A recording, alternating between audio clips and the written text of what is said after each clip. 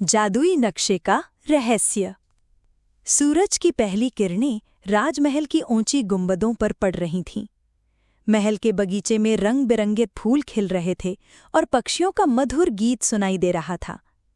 राजा वीरेंद्र अपनी विशाल खिड़की से बाहर देख रहे थे।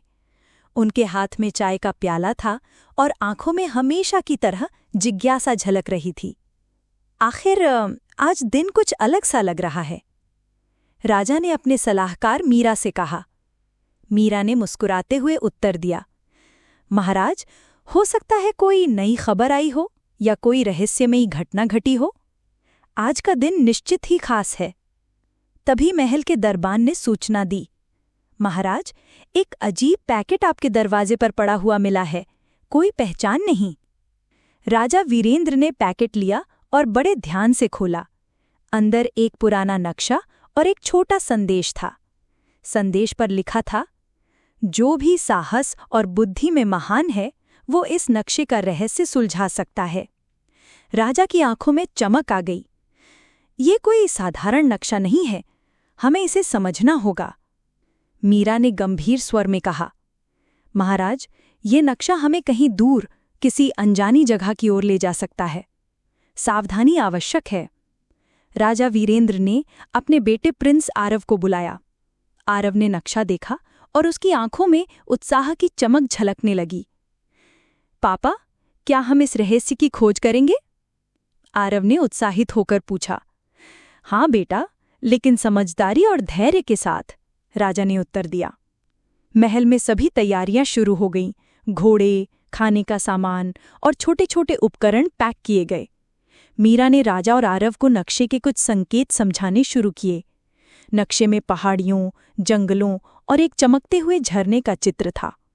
ये झरना शायद उस रहस्य की कुंजी है, मीरा ने कहा। आरव ने उत्सुकता से पूछा, क्या हम कल सुबह निकलेंगे?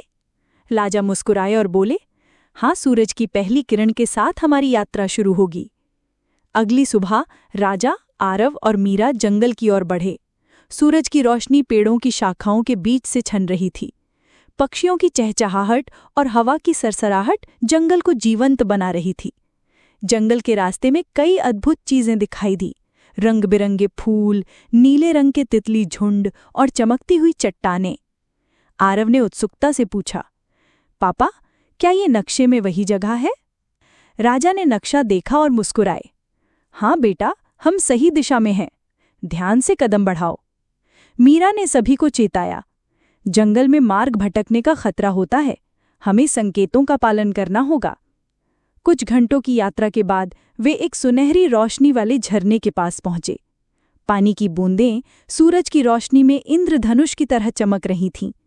नक्शे के अनुसार यही वो जगह थी जहां रहस्य छिपा था। आरव झरने के पास गया और कहा, पापा, यहाँ कुछ अजीब है, पानी के नीचे कुछ चमक रहा है। राजा वीरेंद्र ने ध्यान से देखा और मीरा से कहा, हमें इसे निकालने का सुरक्षित तरीका ढूंढना होगा। मीरा ने पास के बड़े पत्थर का उपयोग करते हुए जल में झांका। पानी में एक छोटा सुनहरी चमक वाला पत्थर था। राजा ने पत्थर उठाया और उसकी चमक से जंगल में हल्की रोशनी फैल गई। शायद यही रहस्य की शुरुआत है, मीरा ने धीरे से कहा। आरव ने उत्साह से चिल्लाया, चलो पापा, आगे खोजते हैं।